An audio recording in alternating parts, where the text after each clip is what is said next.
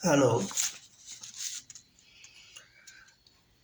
આજકાલ હું જોઉં છું કે એજ્યુકેશન ફિલ્ડમાં એક આંધળી દોટ એટલે કે બ્લાઇન્ડ જર્ની જેવું થઈ ગયું છે.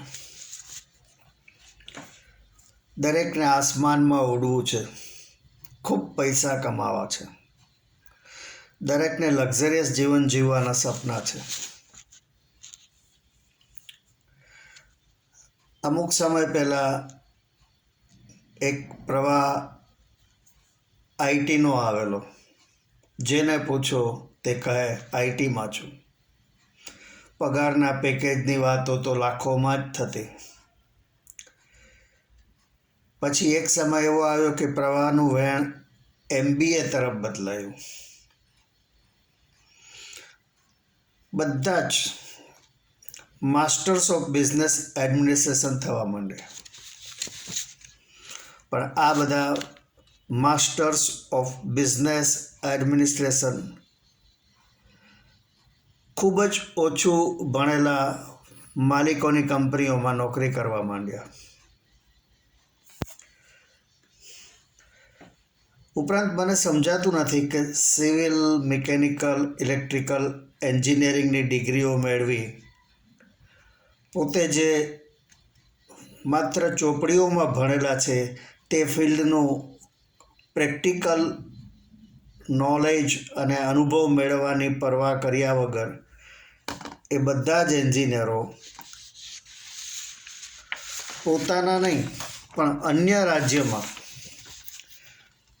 પ્રતિષ્ઠિત યુનિવર્સિટીની કોઈ કોલેજમાં એમબીએ કરવા દોડે છે. ગુજરાતમાંથી ઘણા વિદ્યાર્થીઓ કર્ણાટકમાં ભણવા જાય અને કર્ણાટકમાંથી ઘણા ગુજરાતમાં ભણવા આવે.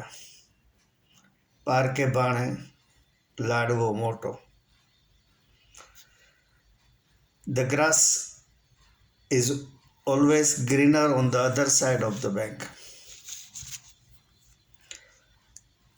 આ બધાને અંતે મેં જોયું છે કે લોકો ભણ્યા છે કાંઈ અને નોકરીમાં કંઈક બીજું જ કામ કરતા હોય છે.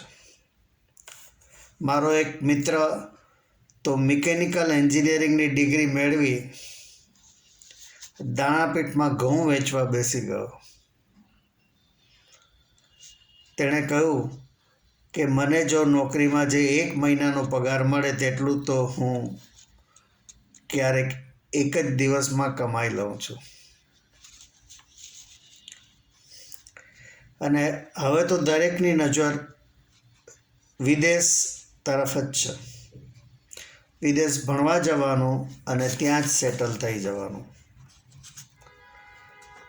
આ આંધળી દોટ જોતા 70 વર્ષ પહેલાંની એક ફિલ્મ સીમાનું એક ગીત યાદ આવી જાય છે. એ ગીતના શબ્દો છે, કહાં જા રહા હૈ તું એ જાને વાલે, અંધેરા है मन का दिया तो जला ले. ये जीवन सफ़र एक अंधा सफ़र है, बहकना है मुमकिन भटकने का डर है. અને આગળ કહે છે કે જો ઠોકર ન ખાए नहीं जीत उसकी, जो गिर के संभल जाए जीत है उसी की.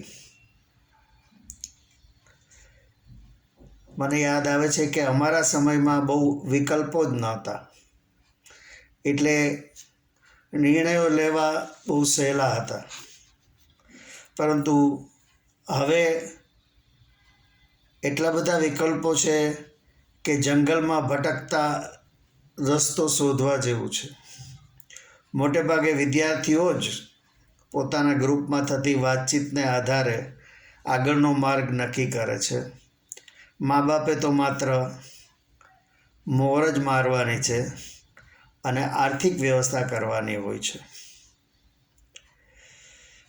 આમ મા બાપ પાસે વહેતા વહેણમાં વહેવા સિવાય બીજો કોઈ વિકલ્પ નથી.